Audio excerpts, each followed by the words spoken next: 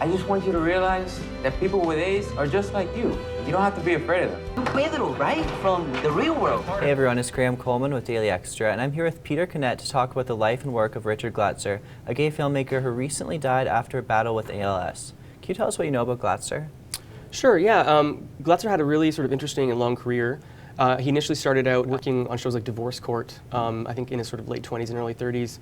And in 1993, he made a film called Grief, which was loosely based on his experiences working on those shows. And it was a really big hit on the gay film festival circuit. I think it won the top prize at Frameline, which is San Francisco's gay film festival. And that sort of led into a career that he had with his eventual husband, Westmoreland. I think they met sort of in the mid-90s. And they started doing something really unique, which is two gay partners working together as filmmakers, which I can't really even think of any other examples. Right. And the first film they made was the Fluffer, which is sort of a take on the adult film industry. Yeah, I moved to LA about 3 weeks ago. We're more with the idea of doing more like Hollywood, mainstream type stuff. This is like the beginning of a porno.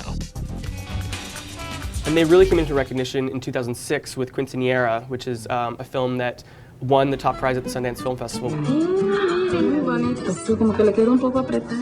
kind of wanted a new dress for me. Gave that a whole nother world. Gave them recognition within the independent film community, and they kept going. They produced the MTV film Pedro, which is about the real-world star who had HIV and became sort of a poster boy for HIV and AIDS in the early 90s.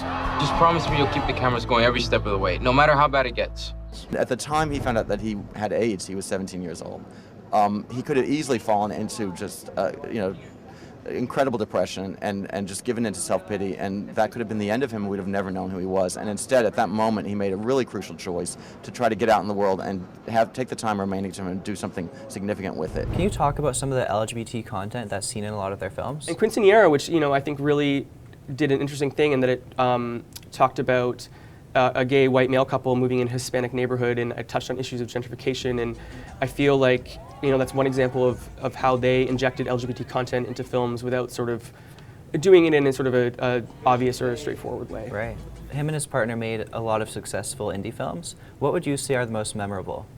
I think that the legacy of them as a pair definitely is still the most Alice. Beautiful and the most intelligent woman I've known in my entire life. So do you know what's next for his partner? Is he going to continue making films? I mean, I don't believe he's actually said whether he will or not. I think it's probably just not been enough time for him to sort of understand where he's going to go forward. But I think it's probably really hard. I mean, they had such a unique professional and romantic relationship, and moving forward from that must be incredibly difficult. So most recently and most famously, they made Still Alice, which is about early onset Alzheimer's. You can't use your situation to just get me to do everything that you want. Why can't I? Because that's not fair. Richard was quite sick, and he, as Julianne Moore says in her Oscar speech, he didn't want to just sit down and wait for the disease to take over. Instead, he wanted to make this film. This might be the last year that I'm myself.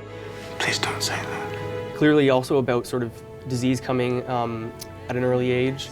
It seemed like sort of a cathartic experience for him, and obviously it really worked out. And it's incredibly tragic that he died, but it's sort of also bittersweet that he died a few weeks after this insane recognition of winning an Oscar. He was able to see all the success from the film. Yeah, he got to watch Julianne win from his hospital bed, and yeah, it's very, very bittersweet. Do you think that his depiction of illness in that film is in relation to his own illness? Well, he said that it was really difficult for him to read the book that the film is based on, right. That he had to put it down multiple times, and sort of I think it was a struggle for him as to whether or not making the film would ultimately be a good thing or a bad thing. But I think in the end, he clearly was a very strong personality that wanted to push through, and they did together. And no matter what's happened against you, you can overcome it and use it to do something in the world, and that to me is the most touching aspect of him.